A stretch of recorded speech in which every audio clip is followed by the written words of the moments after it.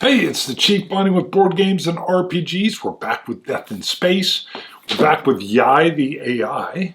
We're back with Callie Diaz, the 4-year-old, hello, and Sask Higgins. Almost forgot about you, Sask. We'll be using Perilous Void, possibly, just for some random tables, although there's plenty of random tables in Death in Space. And I'm using Mythic Emulator for yes-no questions heavily, and maybe Une if we get into some discussions. All right, to set the stage, Yai, the AI of the ship, a former food processor. That's right, he's now a chef. What? Don't worry about it. Back episodes, you're starting in the middle, if you don't know.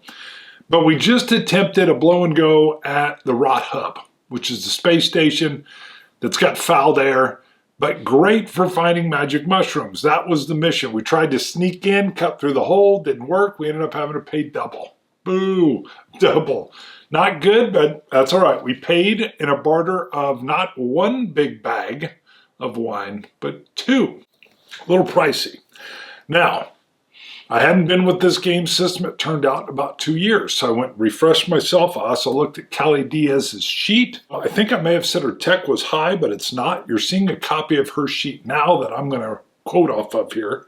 You can see she's got a body of 0. Well, she's 4, so she shouldn't be strong. I'm surprised she's not less than that. However, very dexterous, quick, makes sense. She's probably hard to hit as well. She's tiny. Savvy, she has none. She's a child. And tech, 0. So I think she's got some aptitude, but not a lot of skill. Well, Yai can fix that. So you notice looking at her sheet, she has a max health of 2. Woo, that's not good. The only thing worse than that is Sask, who has a max health of 1. But here's the problem. Death is very easy in Death in Space. Yai, obviously being an AI, recognizes he has what I believe is an extremely calorie deficient crew, which makes sense why he was doing potatoes. First of all, you can do a lot with potatoes, so it's a good starchy food, and not only can he trade with these, they're also easy to store, but part of his plan is to start almost force feeding, or at least getting the nutritional intake boosted for both of these. If we can do that, which shouldn't be a problem, I'm going to put a bit of a timer on it though. Not this episode. We're going to be doing some hydroponic based stuff, and I will work on an increase for their health just based on kind of that boost of caloric intake. Now you can't just shoot them up right away. That could kill them if they've been without. So Yai's going to be bringing them up slowly.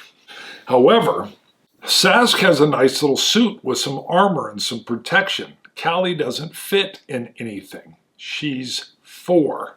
I even got a note in here. Nothing fits on the armor type. Nothing. And you don't cut suits up like this. You may modify it so a chest body armor maybe could get cinched up and it would work almost like a gown that would extend.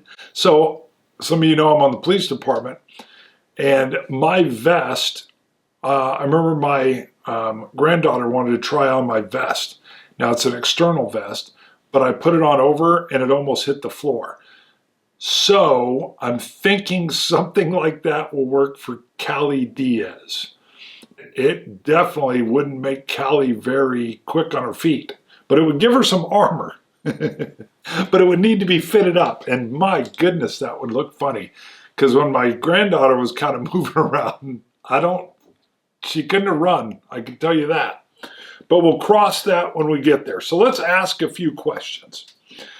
I think Yai is right off the bat, also looking at my ship, my spacecraft, my habitat. I have to do 1d8 of work, so a random piece of work. My ship has living quarters, it has a mess hall, has an engine compartment, but on top of that, I put out 4 output units of power. I have a hydrophonic farm, 1d8, a storage area where I can store these bags of wine or distilled spirits or food or whatever I'm making. And I actually do have a distillery on board. All right, so this will be the amount of work that needs to be done because we are growing things. 3. All right, so 3 units of work. And I've only got 2 people working, and I'm going to be honest, I probably need to refresh again on the work, but we're going to assume that Yai is also teaching and directing, and the potatoes are a fairly simple thing to keep growing. They've just got to be checked, maybe turned or monitored. Maybe it's the dials, and Yai's walking both Sask, who's fairly new, and Callie, who's brand new, through that process. So while we're en route, we've got to deliver some magic mushrooms somewhere, and all we got were spores. So we're also going to have to be planting some of those in. So what I want to do is time is spent, some energy is spent on instruction and just upkeep. We're flying, so we don't need to go through and role play that upkeep level. But what I do want to do is simple checks on, is Callie picking up on this? Callie's tech is 0, Sask is 3. So we're just going to do some very simple checks. I think Callie could be struggling. How is Sask doing? At the very least, the probably harvesting or growing of the spores could be somewhat technical. So we're going to add +3's, got to hit a level of at least 12. If we fail this, we can pick up a void point. Sometimes I won't be rolling for these because there is time, but I want to kind of get into the flow. So in the future, we may not roll for the planting of things. But for this one, stay on the table. 15. So 0 problems with Sask. Matter of fact, I think he's gotten used to the hydroponic bay. There's different procedures which Yai has simply walked him through and provided screens for him to follow for the preparation of the fungi. And that preparation is going just fine. Now Callie. Callie is simply learning the basics here, and I do think she might be struggling. She's got no tech ability here at all. But how is she doing? Is it a train wreck? 9. So it's not a train wreck, but she had to get to 12. So she has failed, and what I want to give her here, it's almost like stress in some of the other games I've dealt with. I want to give her a void point. She can use these later to do some different things. We'll get into void points probably at the end of this episode. Well, heck, now's the time to cover it. We'll get in and explain void points right now. So I'll pull up the page in here, but void points will allow you to end up doing certain things in the future when you spend them. You get them for failed checks, like what Callie just had. You're seeing the sheet or the page now. So you can gain, if you look under using void points, you can use a point that you've gained to get advantage on an ability check or on an attack roll, or you can activate a cosmic mutation. Now, she doesn't have any cosmic mutations. You can pick some up if you're kind of fortunate or lucky when you're creating your character. You can also pick some up along the way, and they're kind of like odd, weird, strange death in space powers. So you'll see those as they come up. I'll flash up a screen that shows some of those powers. You can also pick up void corruption. So if you use a void point to get advantage and you fail with both of those dice, then you have to roll a d6, and if you get a 1, so you can see this isn't always going to happen, but it can happen, then you have to roll on the void corruption table coming up on screen. Now, you can see these are nasty, unpleasant, but maybe to your advantage on occasion. The other thing which Callie doesn't have is those void mutations that you can use, not the corruptions. These are mutations you have.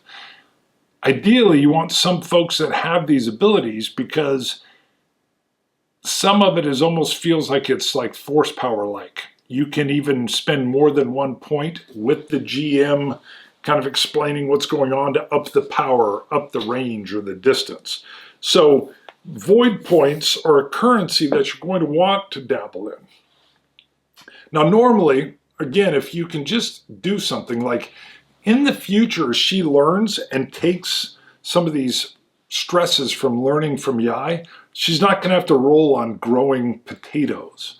But if there's something difficult or it's the first time, I think it's appropriate to roll, and it's a good way to show how void points work.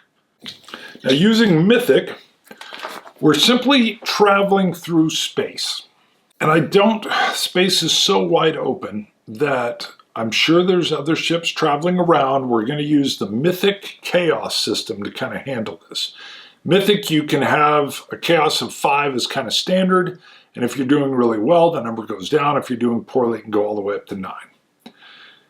Right now we have a chaos factor of 5. Personally, the ship's in a bit of trouble. I think Yai, having these 2 greenhorns with him, is not the best place. He needs more helpers. So we're going to do a 10-sided die roll, 5 or less, and there's some kind of altered or interrupted scene. All we're doing is traveling towards the destination, which in my mind, what I figured out is there's a cultist group that is offering very good money for magic mushrooms. You can imagine why. They must have a shaman. So we're headed there. We're headed at a speed that will allow the fungi to grow and to be harvested and to be delivered fresh when we get there. And it should be quite the payoff. I think there'll be difficulties when we get there, but are there any difficulties traveling there? 2. So 2 is an even number, which something is interrupting our traveling. Something. Now, in the Mythic system, you can use whatever's logical.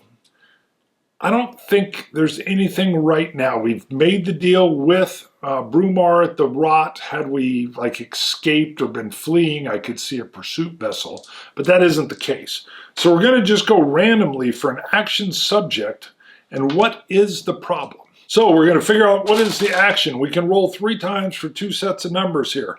We have 89. 89 is an attract. Okay, that makes sense. We're attracting something. What are we attracting? Subject.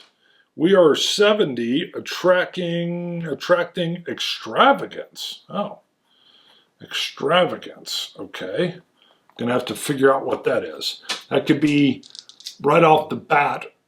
That could be like a expensive, I've got it. That's an expensive yacht.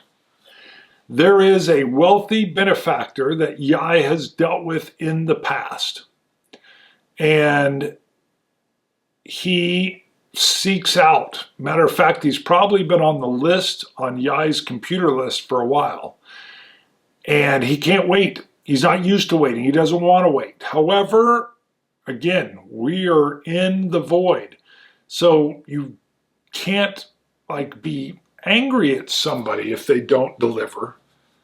But this wealthy, extravagant benefactor has the power of the money to send his yacht to find Yai and see if he can up the order. I like it. All right, so Yai gets a ping. And it is an inbound ship giving him a proper VIP code. Remember, Yai provides very good quality things to multitudes of different factions and people. So you don't want to kill the golden goose. However, he's not the fastest ship to get out of there. He probably needs to work on that at some point. But we are attracting extravagance. All right. What in the world does this person want? We're going to roll for this as well. What is this extravagant person wanting? 72. 72 is something that is arriving. Okay. 68. And this says arrive a rumor. Okay, this tells me that there is rumor about that Yai has some type of very unique fruit. We're going to go with a fruit. It's got to be something that would be very difficult to possess. Does Yai have this? I don't know. Could just be some rumor. 50 or less, Yai does have something already. 83, he doesn't have it. Okay. So the yacht doesn't pull aggressively. It communicates. It moves into a geosynchronous orbit. So they are communicating safe distance. And I don't think the wealthy person is on this yacht, but his attaché is. And we're going to just create, is there anything in the space book that would give me a wild fruit? We're going to take a look. Surely there's something. All right, I'm going to go with an adjective. So this is percentile die roll. We have 26. 26, and this is actually under a settlement name, but it makes sense that that's where it comes from. So 26 is, something called far. So it is far, and then we're going to do a form. 54. 54 is nexus. A far nexus berry. We'll just make it a berry. A far nexus berry. I don't know what a far nexus berry is, but they're hard to get, and this guy wants one. So we are going to go to Une. Une is, I'm going to have multiple different tables here. Let me get all my dice ready. So it sets conversations. We're going to use the NPC table 6 for conversation mood. The extremes are loved and hated. Hated is not on the table here, but we're going to do a 6-sided die to find out, are we dealing with loved, friendly, peaceful, neutral, distrustful, or hostile? 3. All right, 3 is peaceful, so that makes very good sense. We're back to percentiles. So this is a peaceful interaction. Again, this is an attaché. If I had a name, apox. Attaché apox. Apox, we'll just call it apox. So apox, which almost sounds like an AI for a ship, but all we know is we're having communication with an apox over the radio, and he is more than peaceful. But what is his bearing? 20 will give me 1 line of numbers, and 7. Wow. Ooh.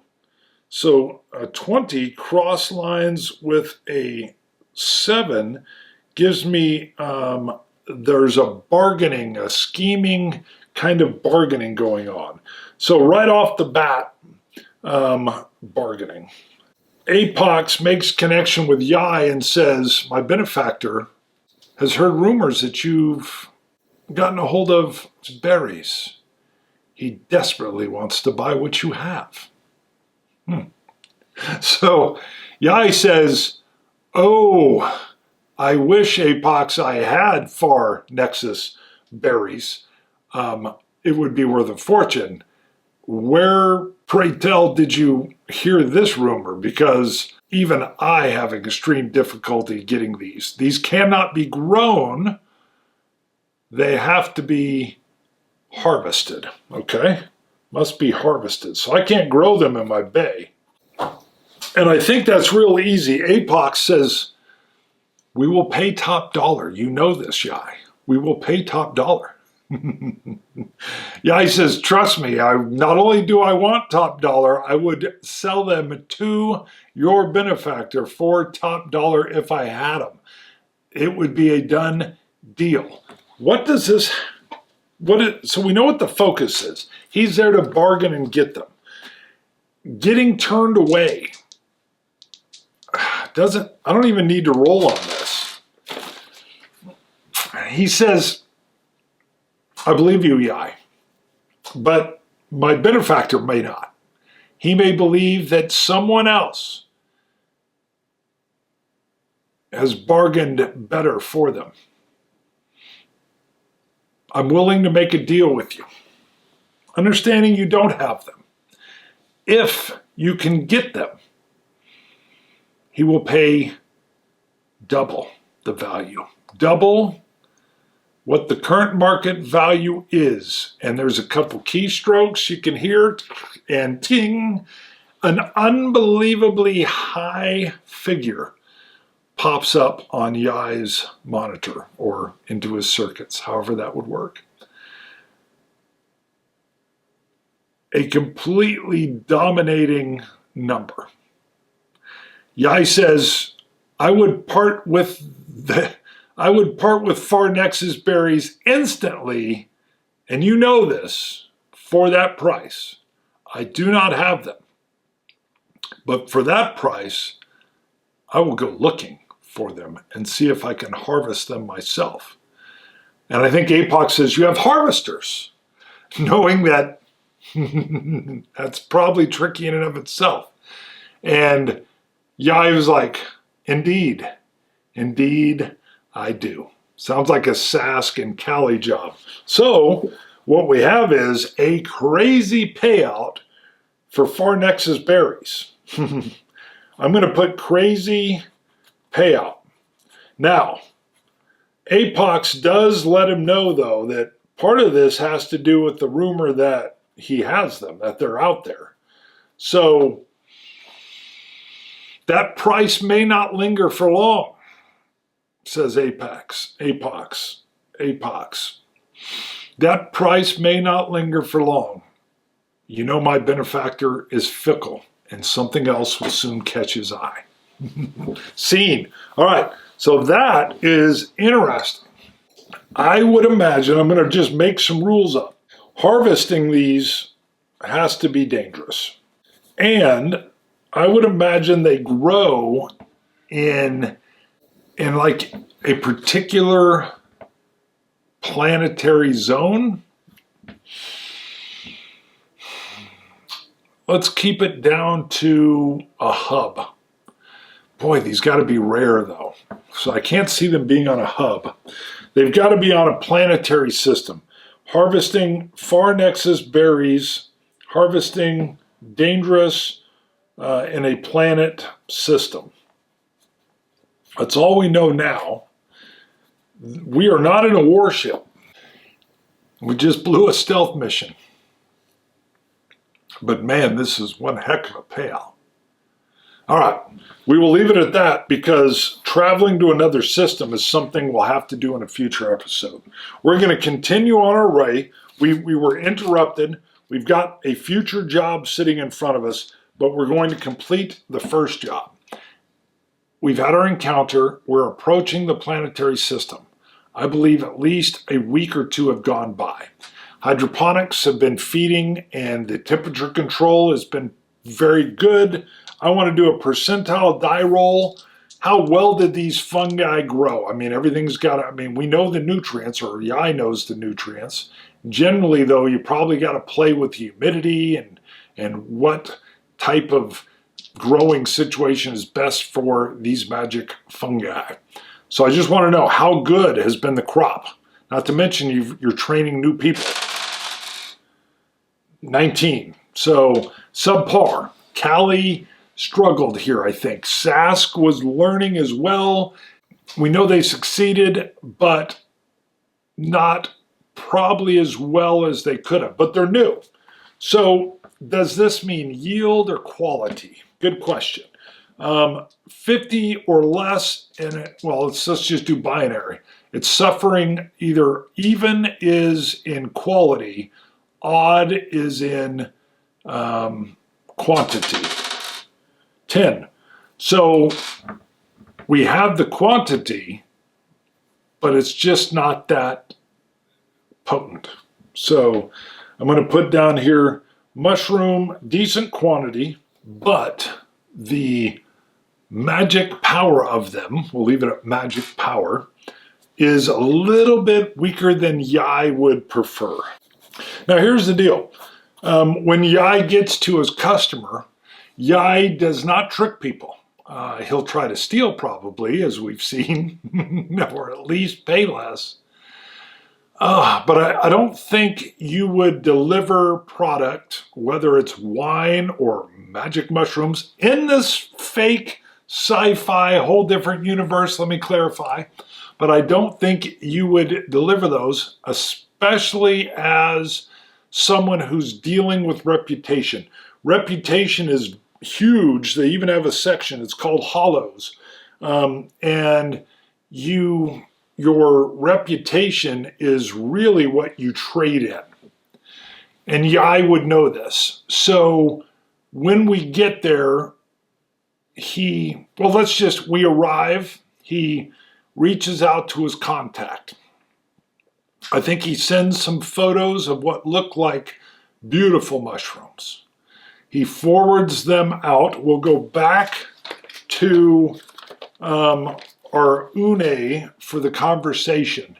I think we link up, and this is going to be Yai talking.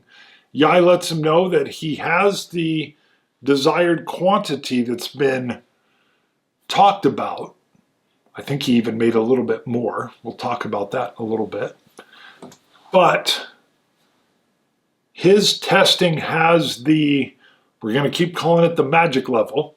His testing of the magic level of the mushroom shows that it's subpar, and at the very least, they'll probably be having to take 3 portions to get to, 100% level.